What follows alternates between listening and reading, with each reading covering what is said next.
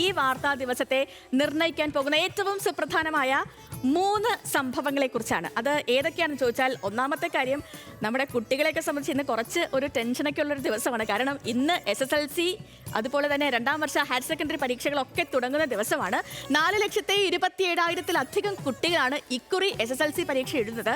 പരീക്ഷ എഴുതുന്ന എല്ലാ കുഞ്ഞു കൂട്ടുകാർക്കും ന്യൂസ് മലയാളത്തിന്റെ എല്ലാവിധ ആശംസകളും നേരുകയാണ്. അടിപൊളിയായിട്ട് പോയി പരീക്ഷ എഴുതുക, ഒരു ടെൻഷനും വേണ്ട, പോയി എഴുതി തിരിച്ചു വരിക. പണ്ടൊക്കെ ആണെങ്കിൽ വീട്ടുകാരൊക്കെ പറഞ്ഞ് പേടിപ്പിക്കാറുണ്ടല്ലേ, 10ാം ക്ലാസ്സൊക്കെയാണ് നമ്മുടെ ഭയങ്കര ഒരു നിർണായകമായ ഘട്ടം, അതുകൊണ്ട് നിങ്ങൾ അത്രയും ജാഗരൂകരായിട്ട് മുന്നോട്ട് പോകണമെന്ന്.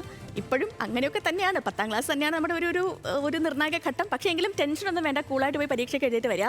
പിന്നെ കുട്ടികൾ ശ്രദ്ധിക്കണം, നല്ല ചൂടാണ്, അപ്പോൾ നിങ്ങൾ ആവശ്യത്തിന് വെള്ളമൊക്കെ കയ്യിൽ കരുതണം, കുടയെടുക്കാനും മറക്കേണ്ടതില്ല.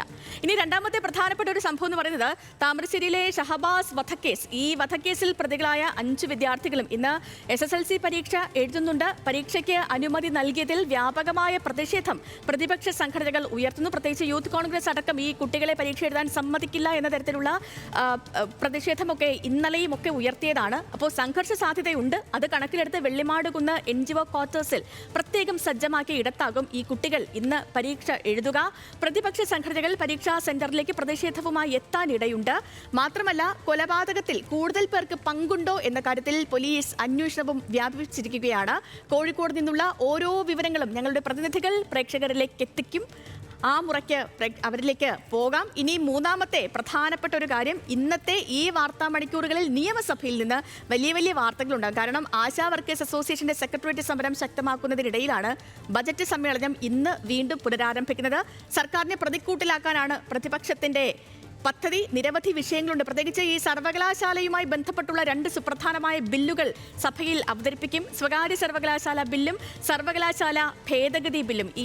അതിലേക്ക് വരുമ്പോൾ ഇപ്പോൾ CPM-ഉം CPI-യും ഒക്കെ സംയുക്തമായാണ് ഈ ബില്ല് മന്ത്രിസഭാ യോഗത്തിൽ അംഗീകരിച്ചതെങ്കിലും CPI-യുടെ സംഘടന, വിദ്യാർത്ഥി സംഘടന അടക്കമുള്ളവർ ഇതിന് പ്രതിഷേധവുമായി രംഗത്തുണ്ട്. അവരുടെ മാർച്ചും ഒക്കെ ഇന്ന് വരുന്നുണ്ട്.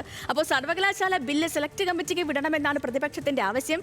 CPI ഈ സഭയിൽ എന്ത് നിലപാട് സ്വീകരിക്കുമെന്നതിലും ആകാംക്ഷയുടെ. മാത്രമല്ല, ഏറെ വാദങ്ങൾ ഉയർത്തിയ ആശാ വർക്കേഴ്സ് അസോസിയേഷന്റെ നിയമസഭാ മാർച്ചും ഇന്ന് നടക്കും.